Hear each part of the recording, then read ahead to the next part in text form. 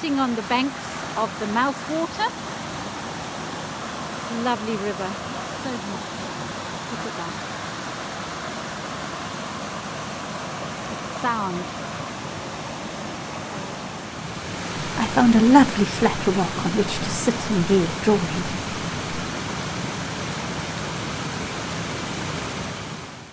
I am finding if I create a quick pencil sketch of my subject matter, I am able to use that along with my memory to create a painting in my studio. I usually start with the background when I'm doing a landscape, and I'm going to start with that vegetation behind the water. So I put in my Aureolin, drop in some Aureolin, and then I'm going to drop in some French Ultramarine to create my greens. And it creates a variety of greens rather than just mixing it on my plate. I'm going to also add a little bit of permanent Carmine to it so that the colours relate to the rest of the painting.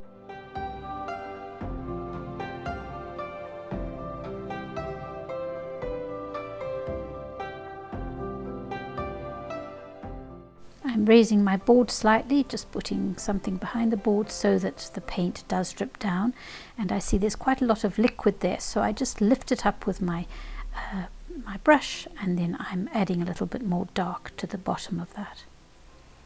I'm just cleaning my plate and I'm going to put in the shadow of the water. I'm spraying a little bit. I want everything to be sort of misty. I don't want to have too many hard lines, so I like my paper to be half wet and half dry. I do a lot of spraying when I paint. It just makes it so much easier than having to soften all the edges.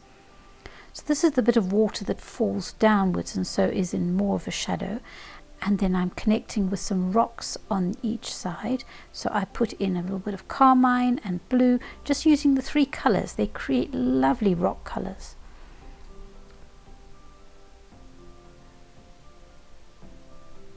This is the first layer of the rocks. I will need to probably put in some darker layers on top of that. Now these little rocks in the background there with their little slithers of paint, and I'm quite happy for them to touch the background there and create those little sort of, it's just essence of rocks.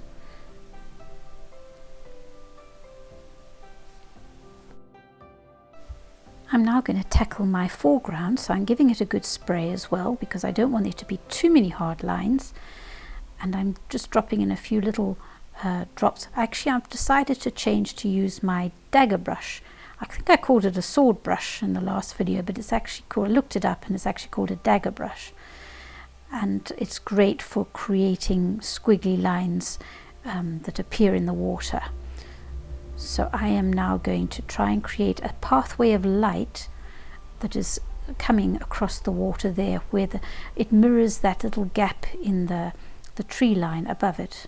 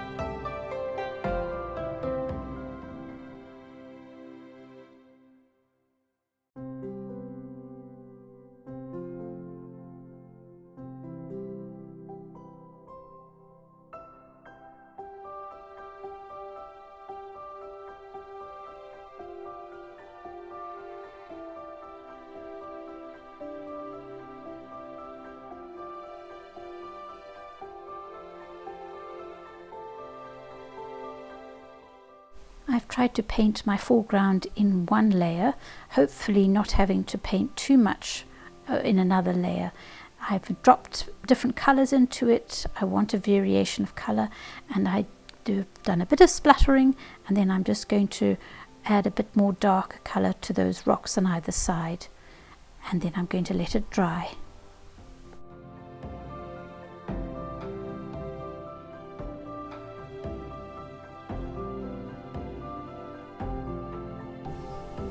My first layer has dried, and I see I really need to do something about the background there.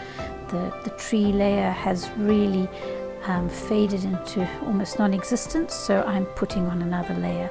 I sprayed that. I held my arm over it because I don't want the other bit to get wet just at the moment, and I'm just dropping in some blue and yellow, a little bit of red as well, creating some sort of form to those background trees that are there.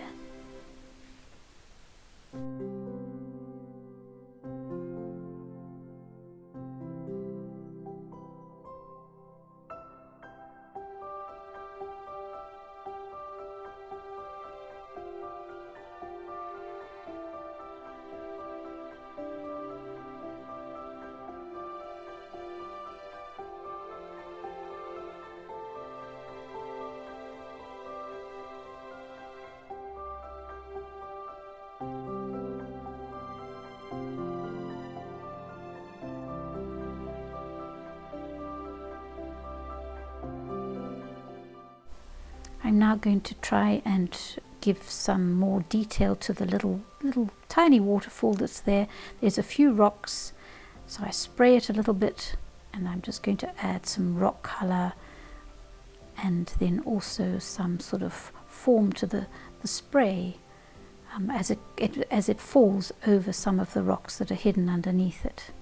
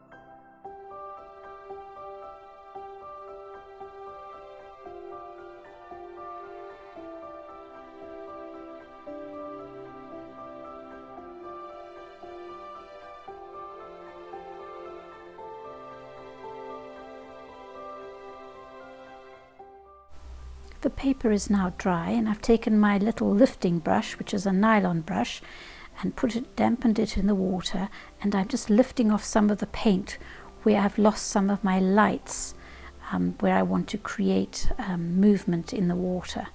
I quite enjoy doing this.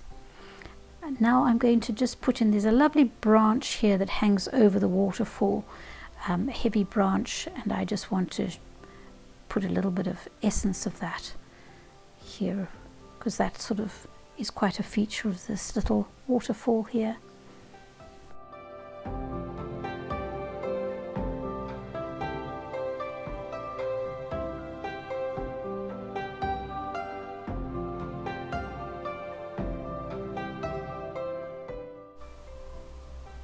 Going to do a little bit of splattering as well with my palette knife, which is more of a directional splatter and small little droplets. There's lots of little bubbles of different colours in that water, that foamy water, so this represents it quite well. I'm just about finished now. I'm just seeing where I need to. I need a few more little darks at the bottom of that where the water falls and the foam, and it hits the foam, and there's quite a few little shadows there.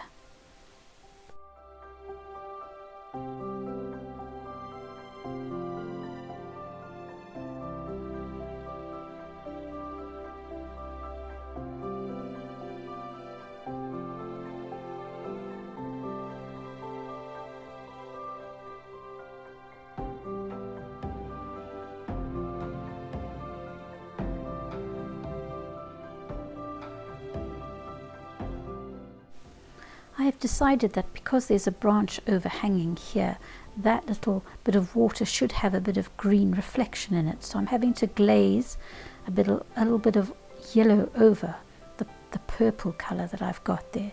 But it ties the painting in a little bit better to have some green there.